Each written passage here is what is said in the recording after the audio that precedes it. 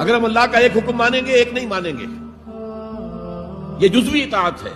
یہ اللہ کو قبول نہیں ہے۔ اللہ کی طرف سے تو یوں سمجھیے کہ پیکج ڈیل ہے، ٹیک اٹ اور لیو اٹ، لینا ہے تو پورا لو ورنہ دفع ہو جاؤ، اللہ کو تمہاری ضرورت نہیں ہے، تمہیں اللہ کی ضرورت ہے۔ یا ایھا الذین آمنوا ادخلوا فی السلم کافہ، اے ایمان والو اسلام میں داخل ہونا تو پورے کے پورے ہو، ادھورے نہیں۔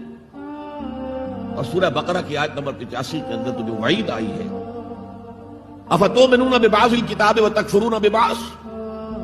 کیا تم ہماری کتاب ہماری شریعت کے کچھ حصے کو مانتے ہو اور کچھ کو رد کرتے ہو؟ فما جزاء من یفعل ذلک منکم، تو جو کوئی بھی تم میں سے یہ روش اختیار کریں گے ان کی کوئی سزا اس کے سوا نہیں ہے، کان کھول کر سنیے، ان کی کوئی سزا اس کے سوا نہیں ہے کہ دنیا میں ذلیل و خوار کر دیے جائیں اور قیامت کے دن یردون الی اشد العذاب، شدید ترین عذاب میں جھونک دیے جائیں۔